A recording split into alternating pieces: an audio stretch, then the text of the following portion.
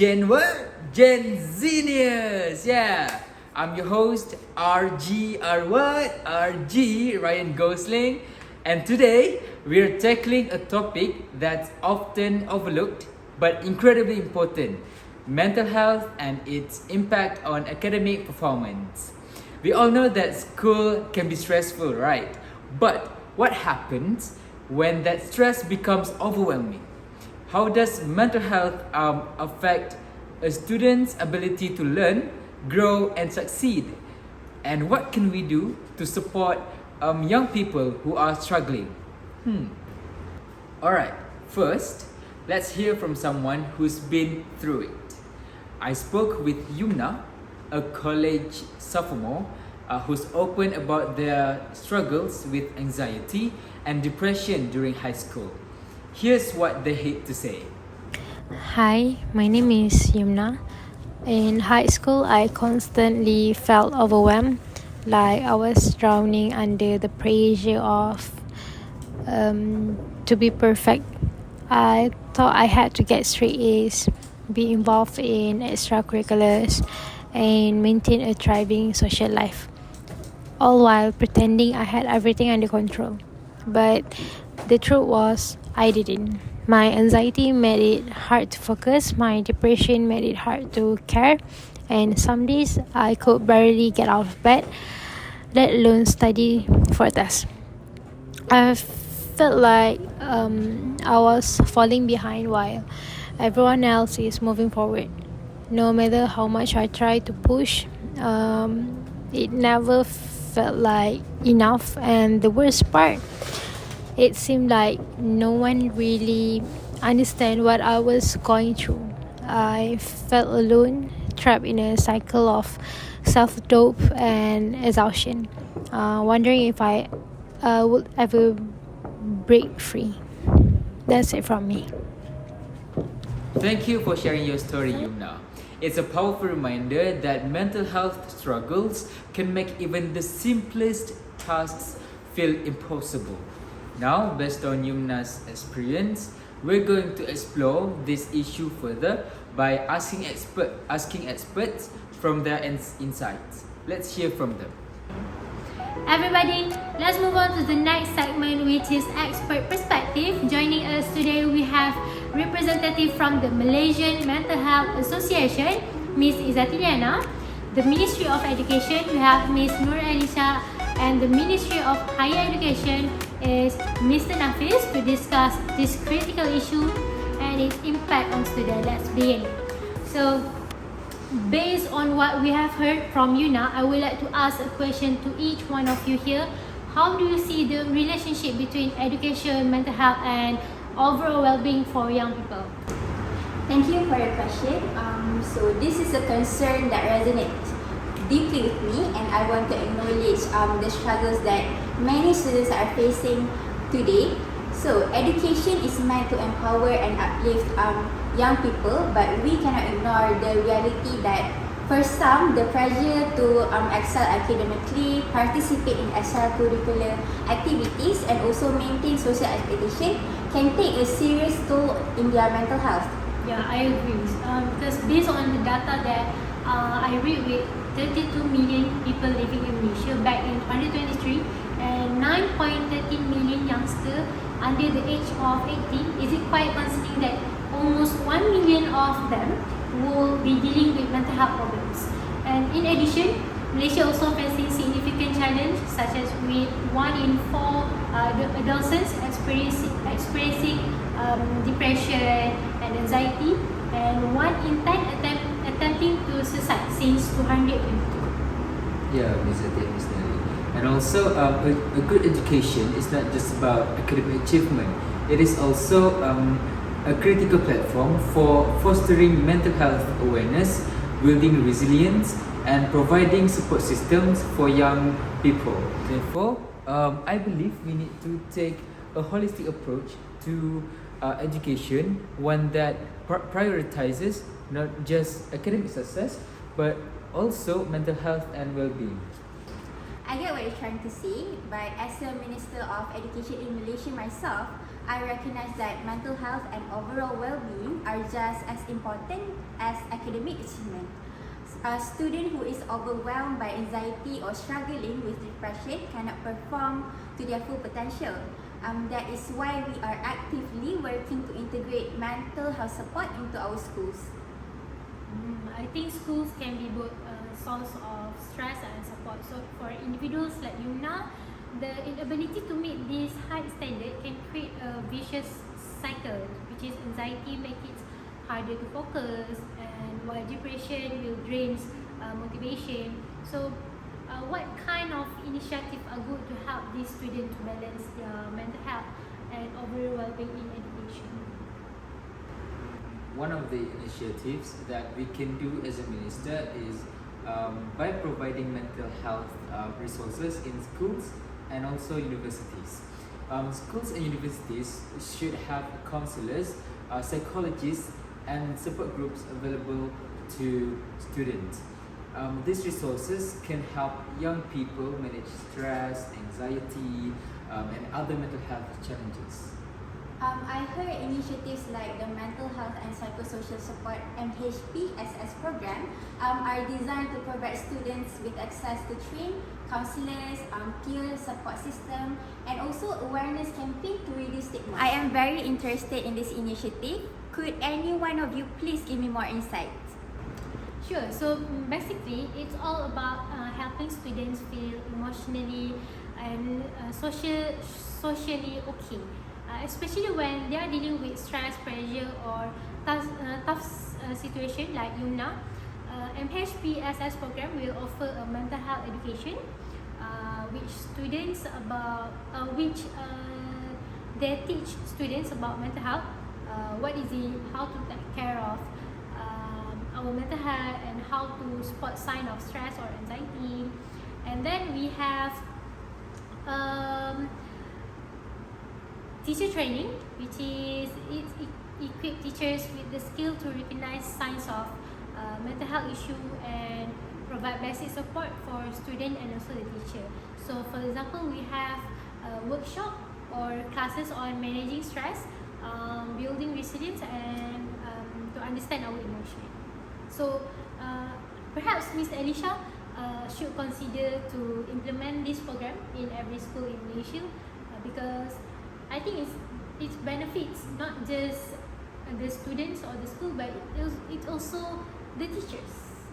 That is an interesting idea. I will be considering it for our future plans.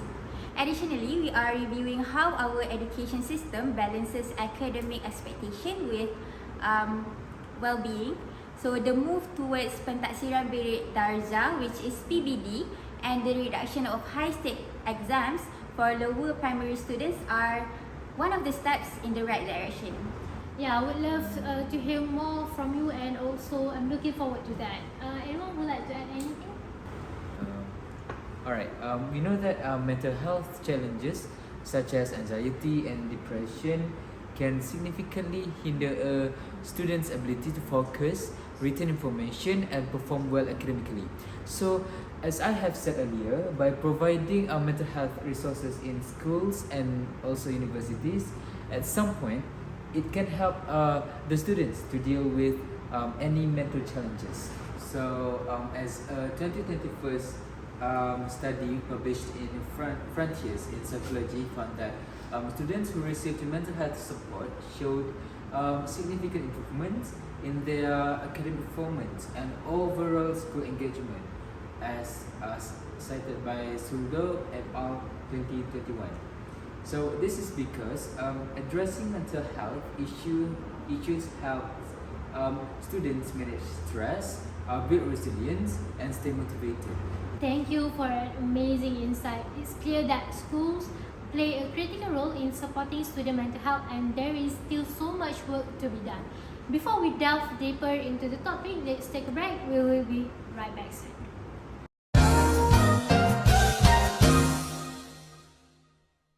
Welcome back to our podcast, everyone. So today we're discussing about mental health and education and the challenges young people face in their educational journey. We've heard powerful stories like Yumna's before, about the struggles students go through. Now, let's dive deeper into the solutions. Our next question for our panelists is, what do you think is the biggest challenge facing young people today? And how is your ministry or organization addressing it? Let's hear their thoughts. In my opinion, one of the biggest challenges facing young people today is the increasing academic workload. While education is essential for their future, the pressure to excel in exams, complete assignments, and also meet high expectations can take a serious toll on students' mental health and also their overall well-being. Yes, I totally agree with Miss ELLYSA. Other than that, the biggest challenge facing young people nowadays is that the immense pressure to succeed in a highly competitive and fast-paced world. This pressure manifests in various forms. For example, the transition from school to higher education or the workforce adds another layer of pressure. Many young people feel uncertain about their career paths and worry about securing a stable future. This uncertainty can be overwhelming, especially in a competitive job market. So financial stress such as the cost of education and the burden of student loans further exacerbates these challenges. Without proper support, young people may struggle to cope with these pressures, leading to mental health issues and a reduced quality of life. So, how does this issue can be solved? Alright, to address this big challenge, a multifaceted approach is needed. For instance, we must strengthen mental health support by ensuring that every school and university has access to trained counselors and psychologists. Peer support programs can also provide a safe space for students to share their experiences and support each other. I couldn't agree more. A heavy academic workload can cause stress and anxiety, making students feel overwhelmed. Also, lack of sleep affect concentration and health. It also reduces social time and leading to loneliness. So, without balance, students may lose motivation and struggle with well-being. I recognize that academic success should not come at the expense of students' mental and also emotional health. That's why we are taking steps to create a more balanced and student-friendly learning environment. So one of the key initiatives is the implementation of Pentaksiran Bidik Darjah, which is PBD, which focuses on continuous assessment rather than high-stake exams. This allows students to showcase their learning progress in a less stressful manner. So, what can you say about your decision on abolishing the major exams? As a person with authority, the education department has collectively agreed to reduce major examinations for younger students and are promoting a more holistic approach to education that includes co-curricular activities, soft skills development, and mental health support. As for now, the Ministry of Education stands by the decision to abolish the two examinations, which are UPSR and also PT3. I am sorry to interrupt, but I very much disagree with your decision to abolish those exams, since because of this, schools are also encouraged to adopt flexible teaching methods. Incorporating active learning strategies that reduce reliance on rote memorization. Don't get me wrong, this is a great initiative that benefit the students, but this also can cause major workload or to teachers. Okay, I understand your concern, but as for now, we are focusing on the latest improvement in education. So, the Ministry of Education in Malaysia is currently focusing on the new approach for the 2027 school curriculum and is in the midst of drafting a new education development plan to guide the country's education for the next 10 years, starting in 2026. I understand now. I would like to add, as the president of the Malaysian Mental Health Association, I believe there is another biggest challenge facing young people today, which is lifestyle challenge, such as family background. So the 223 Youth Mental Health Index score of 71.91 highlight this concern with the environment and social support domains scoring particularly low. For that, I think this problem can be solved by the family itself. So family gives a big role in giving support for their children's mental health, and without it, young people may feel lonely, stressed or pressured. Some parents dismiss emotion or focus only on success, which can cause an anxiety to their child. Mr. Nafis, what should the family do? So I think, in my opinion, the families should create a safe space for open communication. Young people need to feel that they can share their feelings without being judged. Parents should listen to their children and ask questions like, how are you feeling? Or maybe, what can we do to help? This helps young people feel understood and supported. When families talk openly about emotions, it reduces stress and builds trust. Simple conversations can make a big difference in a young person's mental health. Great insights. That brings us to the end of today's discussion. It is clear that young people today face many challenges, from academic pressure to lifestyle struggles. Thank you to our panelists for their valuable insights and to our audience for tuning in. Let's continue to support and uplift the younger generation for a brighter future. Until next time, take care and stay inspired.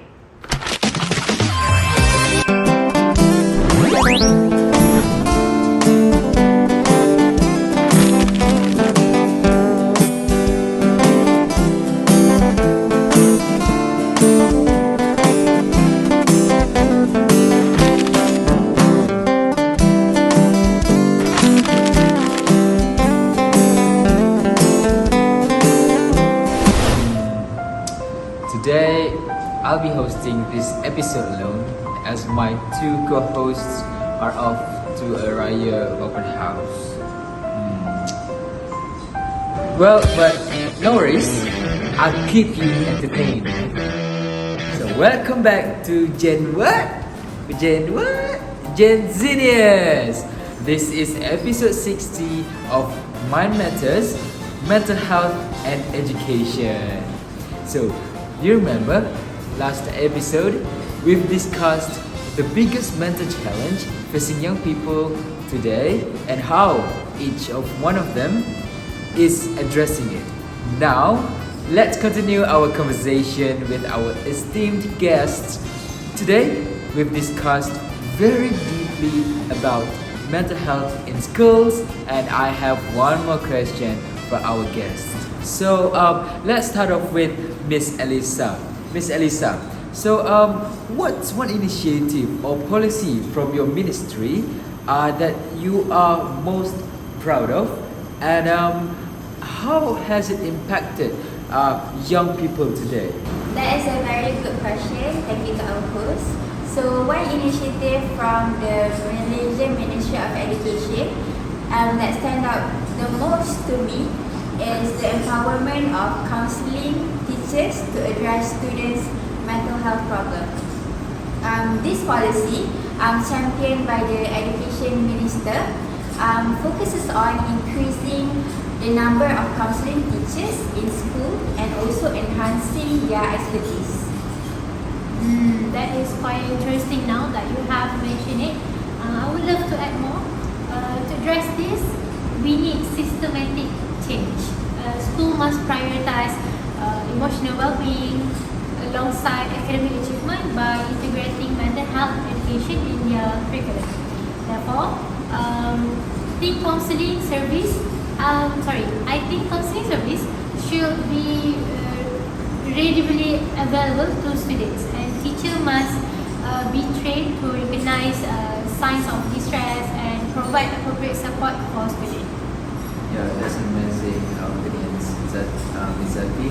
And furthermore, I think parents and society should shift their focus from perfectionism, which often leads to stress, burnout, and fear of failure, to fostering holistic growth. This means prioritizing not just academic or professional success, but also balance self-care and the development of essential life skills. Encouraging practices like mindfulness, healthy boundaries, and emotional well-being can help build resilience and mental health. I agree. Additionally, cultivating skills such as critical thinking, emotional intelligence, and effective communication equips individuals to navigate life challenge with confidence and adaptability. This broader approach promotes a more sustainable, fulfilling, and well-rounded path to personal and collective growth. So based on what I have mentioned before, the initiative was driven by the recognition of rising mental health challenges among students, including serious cases like suicides, which highlights the need for a robust mental health support system in schools. Yeah, Miss Elisa.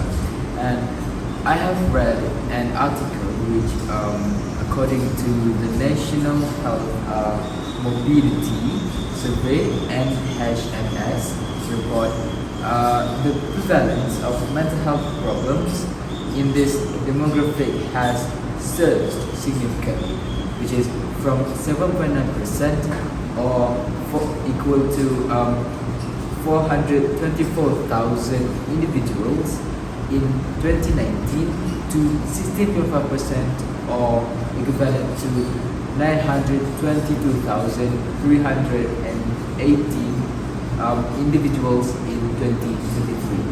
That is very concerning.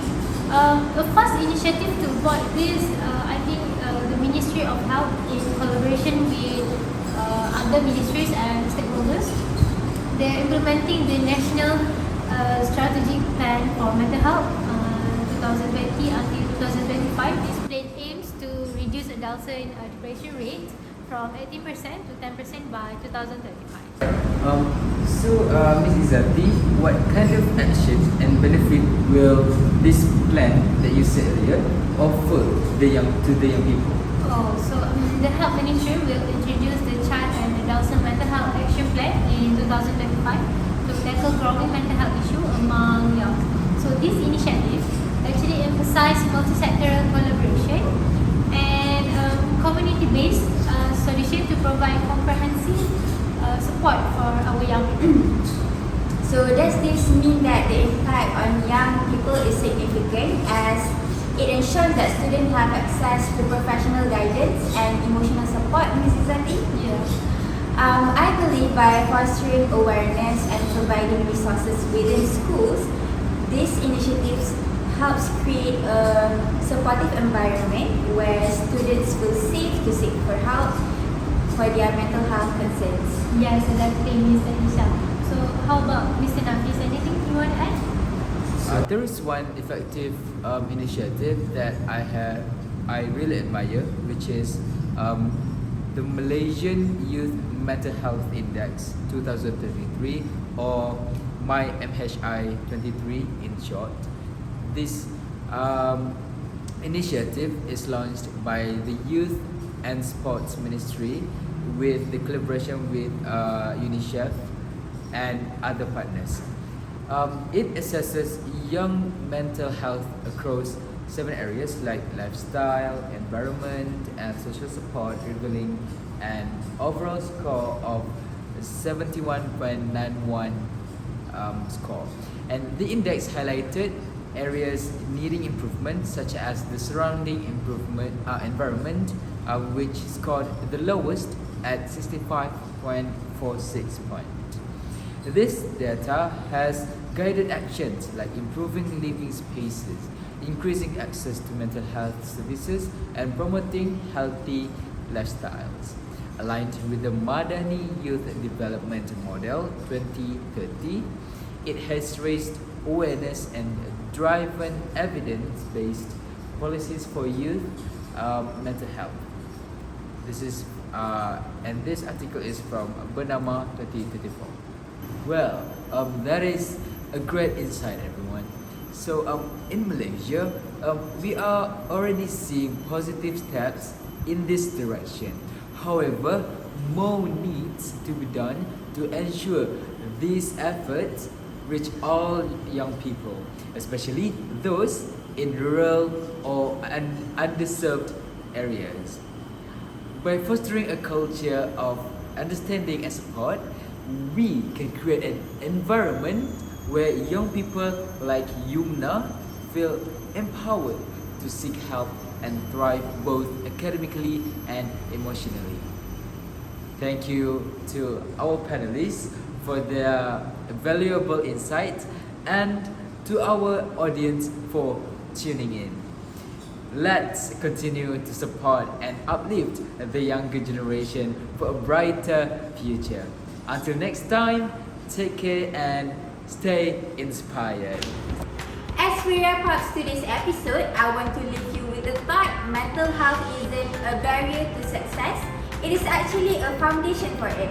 When we support young people's mental health, we're not just helping them to get through schools, we're helping them to build the resilience, confidence, and also skills they need to navigate life. Let's keep the conversation going. What do you think school, families, and communities can do better to support students' mental health? Share your thoughts with us on social media using the hashtag GenZenius. Yeah! Thanks for listening to GenZenius. Until next time, remember, taking care of your mind is just as important as taking care of your grades. Bye! Bye!